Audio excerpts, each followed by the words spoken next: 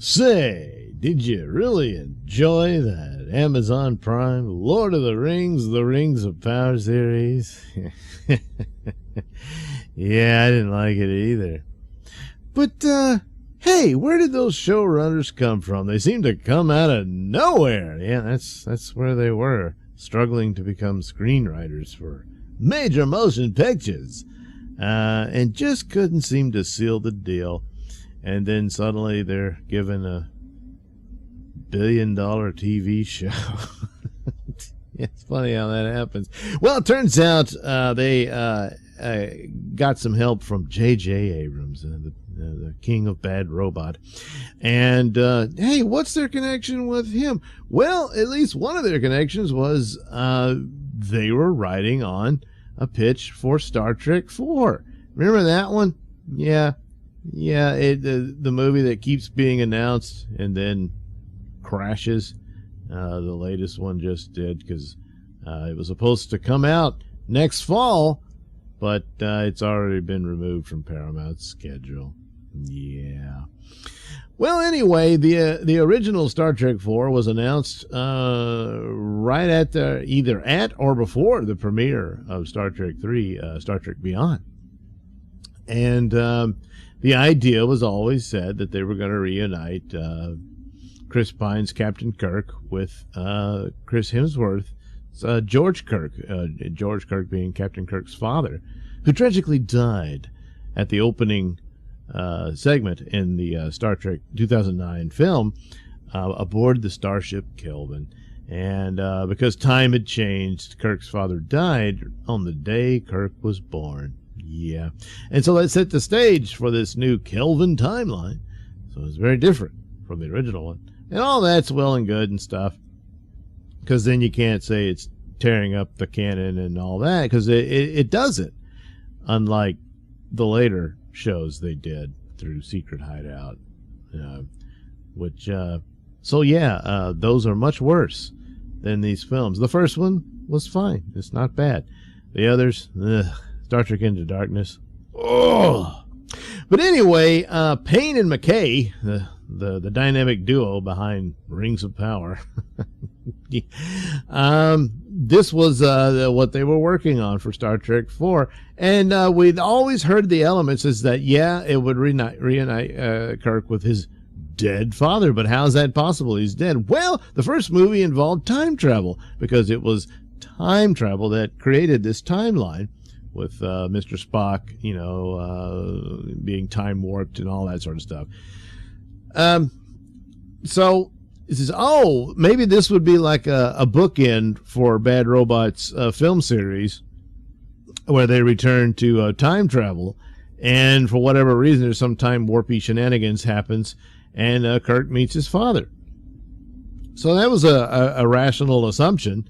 Because, I mean, the guy's dead. How's adult Kirk going to meet his dead father and all that? Well, they said, hey, there's a way they do it. So they looked to the Star Trek The Next Generation episode Relics. This featured the Next Generation's appearance of Mr. Scotty. And boy, how'd that happen? Because it was in the distant future. Did Scotty travel through time?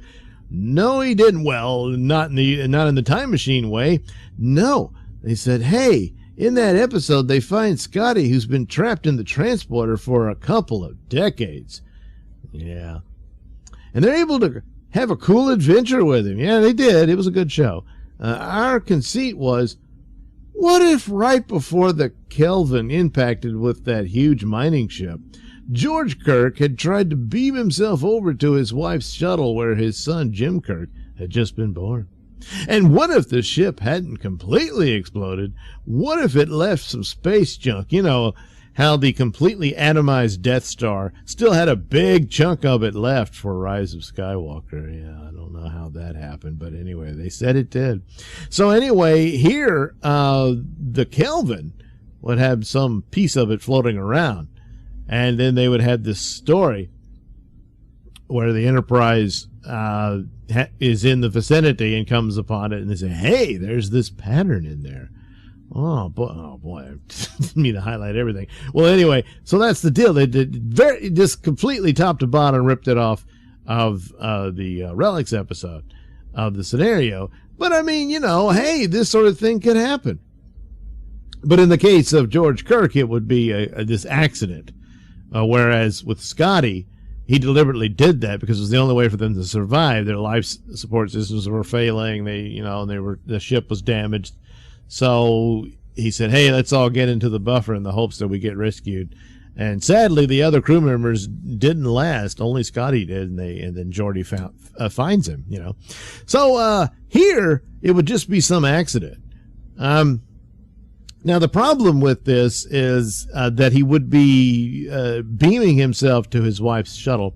And for whatever reason, the conflict with the mining ship, the Nero's ship and all that, he wouldn't make it, which would mean his atoms would be scattered into space. And that's that. Well, that's not how it happened. No, he definitely died aboard that ship. So this scenario was not going to play out very well.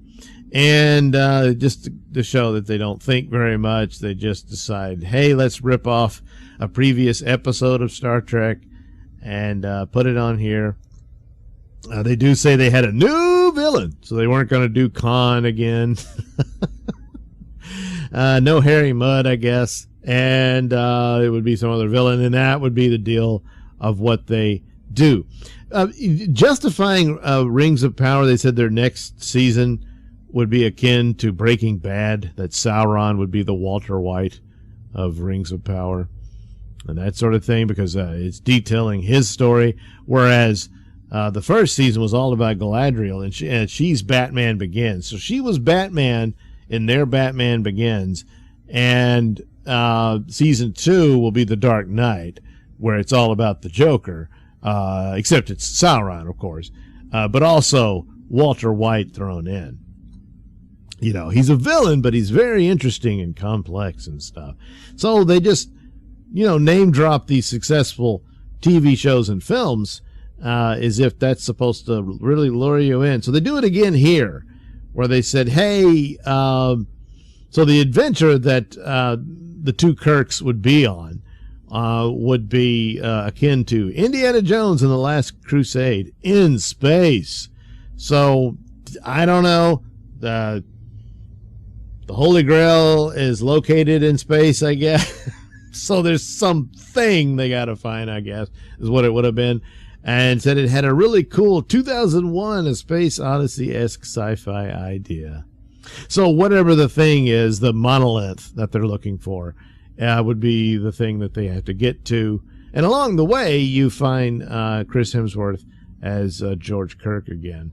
And Captain Kirk's like, Daddy? And all that sort of stuff. And then he probably dies again at the end of the movie. Whatever. But that's all they do. They throw this around. There's a reason why they were not successful. Probably their script ideas were terrible. And here they rely on successful films. Hey, it's going to be just like Indiana Jones. It's going to be just like 2001. And then Lord of the Rings is going to be like Batman and Breaking Bad. Yeah. So, dodged a phaser blast there, I guess. Not that anything good was going to come out of Bad Robot anyway, but it's interesting, isn't it? Yeah. So, does the future look bright for Rings of Power? No. So, I don't know what the other pitches were for Star Trek 4. Because this was their only one they announced, was that they were going to reunite them, and and that's why I thought it was some kind of bookend type deal, because that's how it started. But yeah, and maybe, just maybe, I kind of wonder if they could have finagled the deal, that they would show that George Kirk gets old. And they changed time. No, there wasn't going to be a time travel thing. So, yeah, I guess that wouldn't work. But they could get William Shatner to come in and play the older George Kirk. But they had a cameo role for him in the 2009 film, but he turned it down, saying, I don't do cameos. So, he probably wouldn't have done this either. I don't know. But anyway, it doesn't matter. It got scrapped because it sounds like crap anyway. Not that that's the reason. They would have gone forward with this dumb idea. The only reason they didn't is because they didn't have the money to pay Pine and Hemsworth. I mean, Hemsworth was, a big superstar by the end because of Thor and all that. So they couldn't afford either one of them. They couldn't afford one of them, let alone both of them. So they said, hey, guys, can you take a pay cut? And they said, no. Yeah, so there you go. Yeah. You see, if it was actually successful, you would have the money. But you didn't. Yeah. Well, that's Bad Robot for you.